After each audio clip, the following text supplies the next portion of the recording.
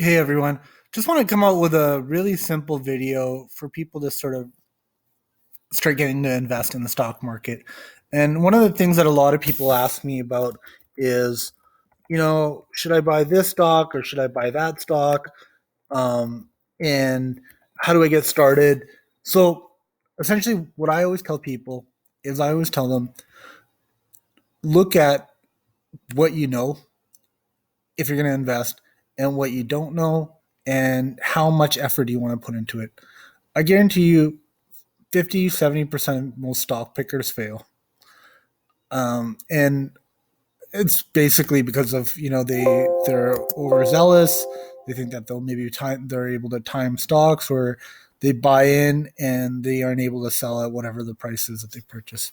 So here's what I tell people: look into getting an ETF. Essentially, an ETF is a basket of stocks, and usually they're diversified. They trade on the stock market.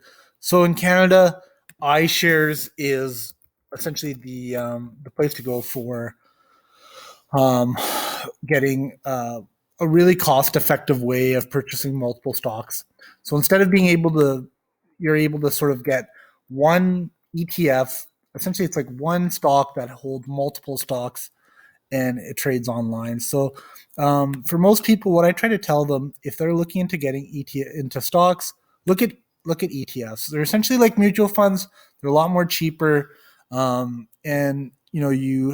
sometimes they're actively managed, and sometimes um, they are not actively. They just passively they buy whatever is on the sort of the index.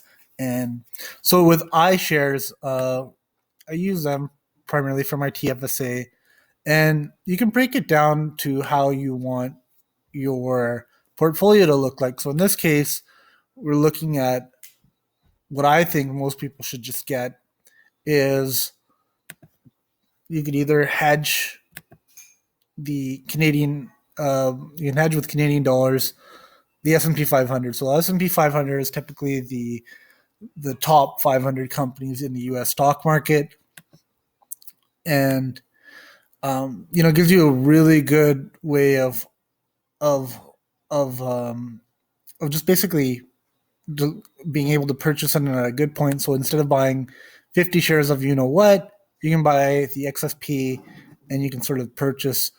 So if you look at here, if you look at a 10-year, 10,000 growth um,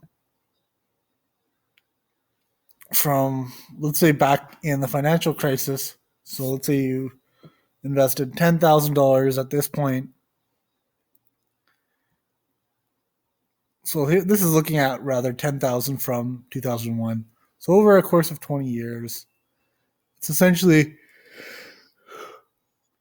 it's gone up about 2.5 times, so about 130%.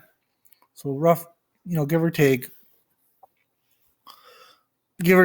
a return that isn't too shabby. But I mean, if you look at from here, and you could sort of see from about 10 years, you know, S&P 500 was just bouncing around, and that was when our dollar was really strong too. And then if you look at right here, it took off right after the financial crisis.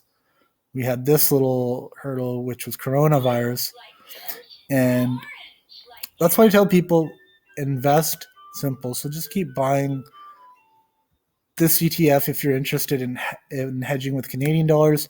If you don't want to hedge with Canadian dollars, you can also purchase. So if you're hearing that in the background, that's my child's toy. Um, he's a young child, so apologize there. Just going back to the product list, and here it is, XUS. So this is not hedging in US dollars, and essentially, you can sort of see if you weren't hedging, you would have gotten a way better return over the last like 20 years. So yeah, so you could take hedging, with a grain of salt. So it was about, you know, 29,000. So about a $6,000 difference. Um, And yeah, and if you look at it,